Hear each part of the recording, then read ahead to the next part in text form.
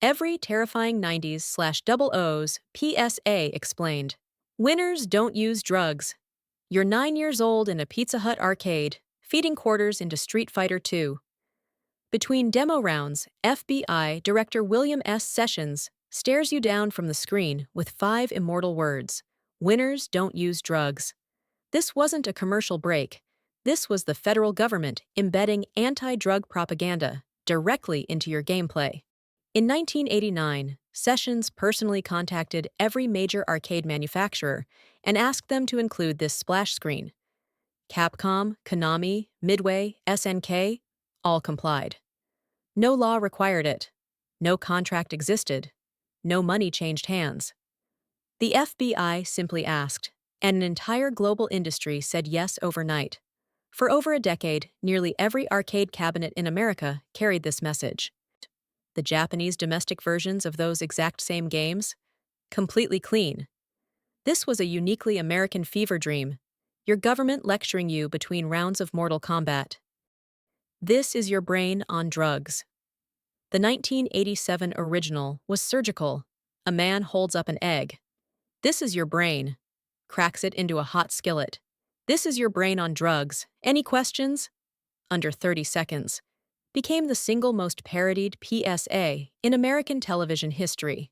Then the Partnership for a Drug-Free America decided subtlety was dead. In 1997, Rachel Lee Cook, still a teenager, picked up a cast-iron frying pan and systematically destroyed an entire kitchen. Plates, glasses, the stove, a clock on the wall. This is what your family goes through, and your friends, and your money, and your self-respect. By the time she stopped swinging, the set looked like a crime scene. The full PDFA campaign generated an estimated $3 billion in donated media airtime across its lifespan. The egg version made you smirk. Rachel Lee Cook made you sit dead still on the couch and quietly reassess everything. I learned it by watching you. A father storms into his son's room, holding a box of drug paraphernalia. Who taught you how to do this stuff? The kid fires back with 6 words that detonated across American culture. I learned it by watching you. Another Partnership for a Drug-Free America production.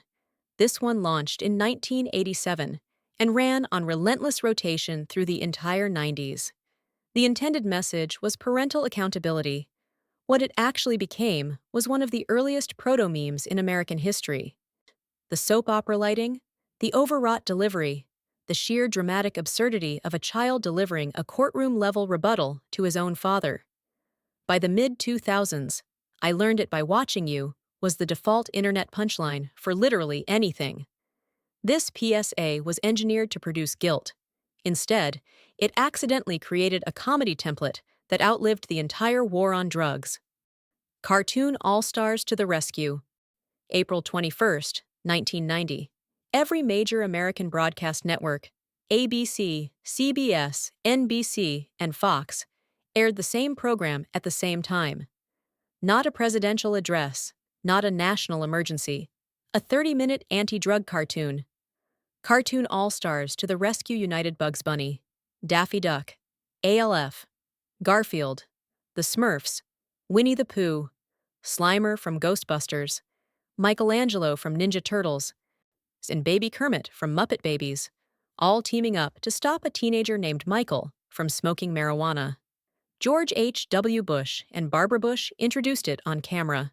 McDonald's distributed free VHS copies to anyone who wanted one. Disney, Warner Brothers, Hanna-Barbera, and Jim Henson Productions all donated their characters' likenesses at zero cost. The licensing coordination alone was a logistical miracle that would be impossible today. This was the Avengers' endgame of saying no to pot. The House Hippo. If you grew up in Canada in the late 90s, this one is permanently embedded in your neural architecture. A calm narrator describes the North American house hippo, a tiny creature the size of a hamster that lives in your home, comes out at night, eats peanut butter crumbs off the kitchen floor, and builds nests from dryer lint and lost mittens. The footage looks real. The CGI hippo is devastatingly cute. You want one more than you've ever wanted anything. Then the narrator detonates the trap. That looked really real, but you knew it couldn't be true, didn't you? First aired in 1999, produced by Concerned Children's Advertisers, the entire PSA was a media literacy lesson designed to teach kids not to believe everything they see on television. It was brilliant. It was ruthless. An entire generation of Canadians has never fully recovered from the betrayal of learning house hippos don't exist. Above the influence. By the mid-2000s, anti-drug PSAs stopped trying to scare you with frying pans and started trying to unsettle you on a cellular level.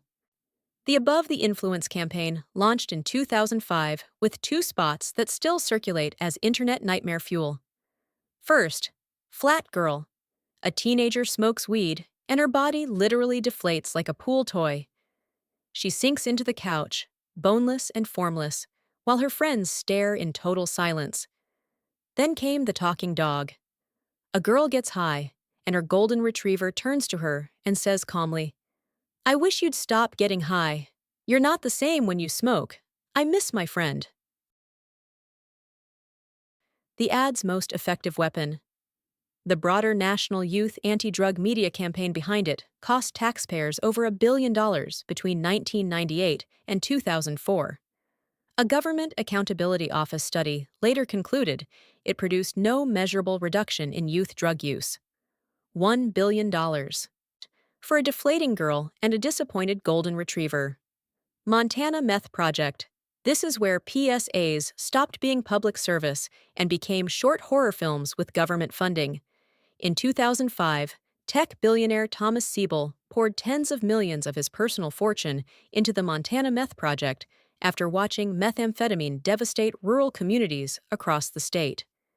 The ads depicted teenagers in graphic physical and psychological collapse, scratching skin until it bled, selling their bodies in motel rooms, robbing their own mothers for cash.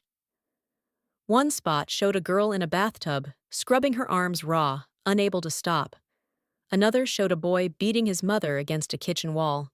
These aired during after-school programming. During primetime sitcoms, the production quality was Hollywood-grade, real directors. Seat real actors delivering performances that stayed lodged in your chest for weeks. "Not even once" became the tagline. The project claimed teen meth use in Montana dropped 45% within 3 years. Independent researchers debated the numbers. Nobody debated the nightmares. The Grim Reaper, Australia, 1987. In 1987, the Australian government aired what remains arguably the most terrifying public health advertisement ever broadcast on television. A towering Grim Reaper stands at the end of a bowling lane. The pins are ordinary people, men, women, children, grandparents. He bowls. They explode on impact, screaming, collapsing, dead. At first, only gays and IV drug users were being killed by AIDS, the narrator intones. But now we know every one of us could be devastated by it. No content warning preceded it. It aired during prime time. Families watched this mid-dinner. The ad was created by Seaman Reynolds, who was 24 years old. Within weeks, calls to Australia's National AIDS Hotline surged over 600%. Condom sales spiked across the country. But the ad also fueled devastating stigma against gay Australians and triggered mass panic that casual contact could transmit HIV. It saved lives and destroyed them in the same breath. Northern Ireland DOE road safety ads. If every American PSA on this list was a stern lecture, Northern Ireland's Department of the Environment road safety campaigns were a sledgehammer to the sternum.